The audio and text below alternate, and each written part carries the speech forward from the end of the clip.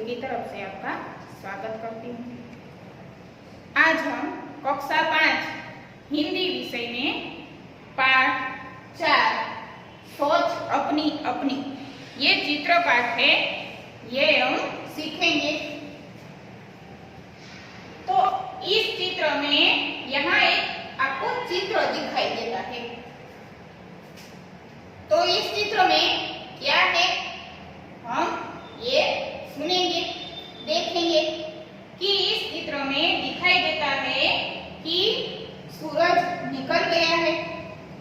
बहुत सुबह चिड़िया सूरज निकलते ही वह अपने घोंसले को छोड़कर वह अपने खाने का प्रबंध करने के लिए आकाश में उड़ रही है। फिर एक गांव दिखाई देता है।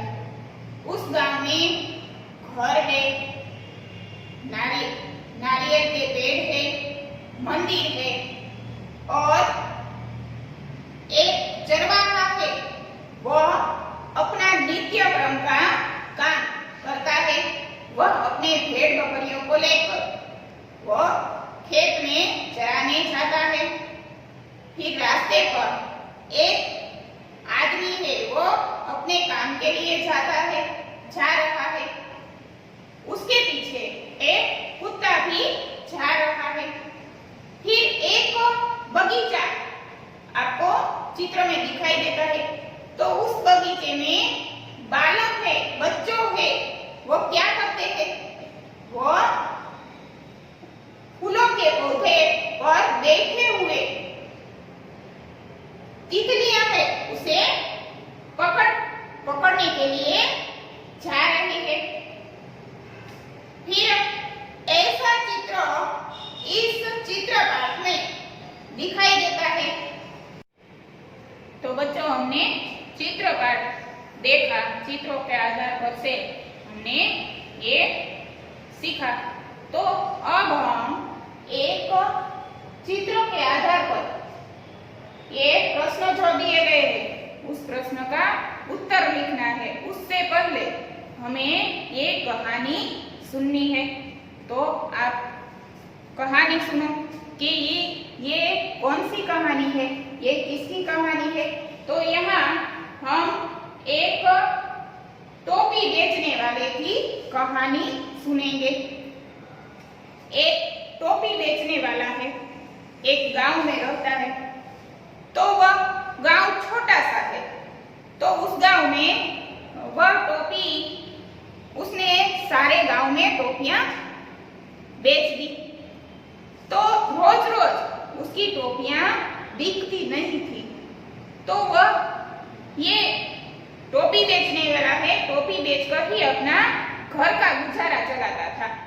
तो अब उसकी टोपी बिकती नहीं थी, तो उसके घर का गुजारा कैसे चलेगा?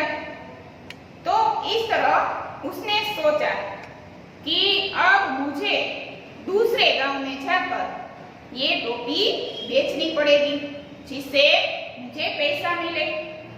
तो वह टोपी वाला अपनी टोपी एक टोकरी में भरकर सिर पर उठाकर वहां से चलता है दूसरे गांव में जाने के लिए।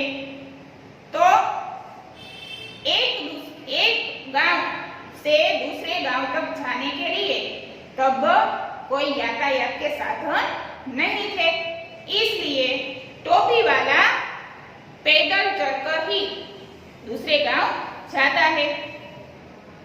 तो रास्ते में एक घना पेड़ दिखाई देता है। तो टोपी वाला चलकर थक गया था। वह साथ में अपना भोजन भी लाया था। तो उसने सोचा दोपहर हो गई है, गर्मी बहुत थी। तो ये पेड़ देखकर उसे याद आया कि अब मैं इस पेड़ के नीचे बैठकर खाना खा लूं और थोड़ी देर के लिए आराम कर लूं। तो ये टोपी वाला यह सोचकर उस पेड़ के नीचे गया और अपनी टोकरी नीचे रखी। फिर उसने खाना खाया।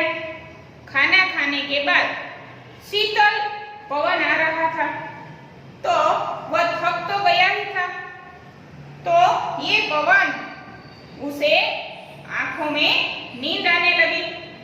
तो उसने सोचा थोड़ी देर में आराम कर लूं। तो वह टोपी वाला थोड़ी देर पेड़ के नीचे सो गया। तो टोपी वाले को पता नहीं था कि उस पेड़ पर बंदर रहते थे। तो टोपी वाला तो सो गया अपनी टोकरी रखकर, तो उस पेड़ पर शरारती बंदर रहते थे। तो वह बंदरों नीचे आकर उस टोकरी में से सभी टोपियां ले गए।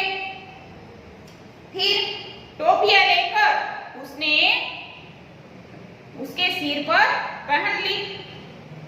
जब टोपी वाला नींद से जागा तो उसने देखा उसकी टोकरी खाली है। फिर उसने इधर उधर देखा कि मेरी टोकरी में से ये टोपियां किधर गई, कहाँ गई, कौन ले गया। इसके मन में कई विचार आने लगे। तो उसने इधर उधर देखा, कोई दिखाई दिया नहीं। फिर उसने पेड़ के ऊपर नजर डाली तो उसने देखा कि बंदरों ने उसकी टोपियां ले ली है।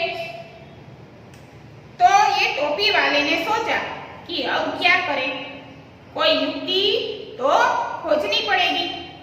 तो उसने सोचा, उसने विचार किया कि बंदर है वह नकलबाज होते हैं, वो नकल करते हैं दूसरों की। तो टोपी वाले ने अपनी टोपी सिर पर जो पहनी हुई थी वह टोपी उसने नीचे फेंक दी। तो यह देखकर बंदरों ने क्या किया, बंदरों ने उसकी नकल की। फिर बंदरों ने ये टोपियां एक एक करके सबने नीचे फेंक दी। तो टोपी वाले ने सब टोपी इकट्ठी करके अपनी टोकरी में डाल दी और टोकरी लेकर वहां से चल दिया। तो इसी तरह इस कहानी में क्या सीख मिलती है कि हमें किसी की नकल नहीं करनी चाहिए। तो यहाँ हमें प्रश्न दिया गया है, चित्रों के आधार पर प्रश्नों के उत्तर लिखो। तो यहाँ पहला प्रश्न है, व्यापारी क्या ले जा रहा है। तो हमें उत्तर देना है, व्यापारी टोपियां लेकर जा रहा है। व्यापारी टोकरी कहाँ रखता है। तो हमें उत्तर देना है, व्यापारी टोकरी पेड़ के नीचे रखता है। पेड़ के ऊपर कौन है, पेड़ के ऊपर बंदर रहते हैं। बंदरों ने टोपियों का क्या किया। तो उसका उत्तर है, बंदरों ने टोपियों को अपने सिर पर पहन ली। व्यापारी ने क्या किया। तो व्यापारी ने अपनी सिर की पहनी हुई टोपी नीचे फेंक दी। बंदरों ने टोपियां क्यों फेंक दी। तो हमें उसका उत्तर देना है कि व्यापारी ने अपनी टोपी नीचे फेंकी। यह देखकर बंदरों ने भी टोपियां नीचे फेंक दी। व्यापारी क्या कर रहा है। तो व्यापारी अपनी टोपियां लेकर उस टोकरी में भर रहा है। यही प्रश्नों के उत्तर हमने दिए। अब हम पुनरावर्तन में संख्या शब्दों को ढूंढकर नीचे क्रम में लिखिए। तो शब्द पहेली है, तो उसमें से हमें ये जो संख्या लिखी है उसका शब्दों को ढूंढकर लिखना है। तो पहला है 2600, दूसरा है 2500, तीसरा है 22, 23,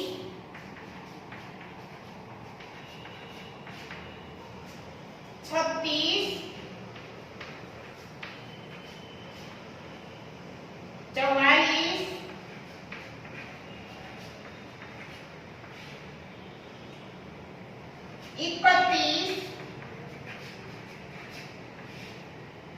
30, 32,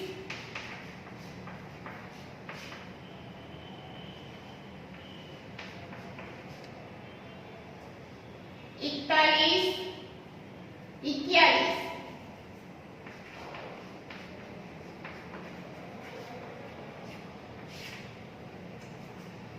तो इस तरह हमने शब्द पहेली लिखी है।